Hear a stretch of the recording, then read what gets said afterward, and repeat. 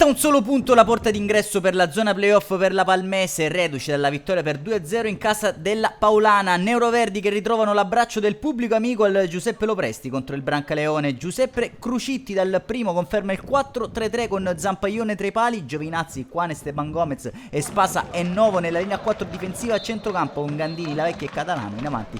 Desa, Roberto Gomez e Militano a disposizione del tecnico neroverde, Orlando Guerrisi, Oceda, Pititto, Tapia, Paceco, Reichenberg, Pinto e Giorgi a dirigere la sfida. Giovanni Luca Idone di Reggio Calabria, coadiuvato da Marco Panetta e Matteo Domenico Varacalli. La sezione di Logri, passiamo a raccontarvi del film di questa sfida al terzo. Prima occasione di marca ospite con Giovanni Galletta che serve Violi, controlla bene ma calcia mandando sul fondo un giro di Naccetta e più tardi ci riprova la compagine Regina con il rinvio di Espasa intercettato da Giovanni Galletta, si accentra e calcia. Parabola che termina sul fondo, si fa vedere in avanti la Palmese al 12esimo con Novo per Gandini che arma il destro mandato in corner da Laganà. Poco dopo la mezz'ora ancora Gandini in cabina di regia, allarga per Giovinazzi, prova il destro dalla distanza, respinge Laganà. Palmese che ci riprova al 38esimo sempre con Gandini, illuminante per Gomez, tutto solo, si fa incredibilmente anticipare da Morabito che sventa la minaccia, occasione sciupata per la compagine neroverde che getta nella mischia Paceco proprio in luogo di Ando Gomez. Non c'è più tempo però al Lopresti di Palmi, va in archivio la prima frazione di gioco sul parziale ad occhiali.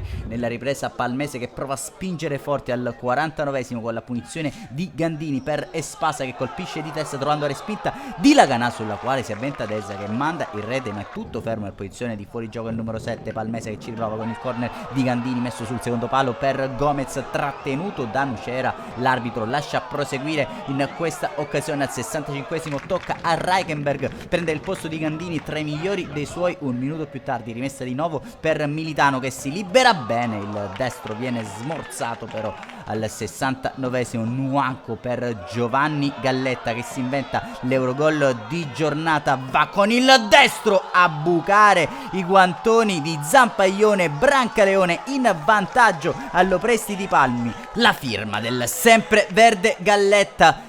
Palmese allora prova a riversarsi in avanti con Espasa per Reichenberg, arma il destro in bocca alla Canal. 73esimo tocca a Guerrisi rilevare Catalano. Un minuto più tardi punizione potente di Paceco che non inquadra però lo specchio della porta. Scampo di gara nel finale per Pinto.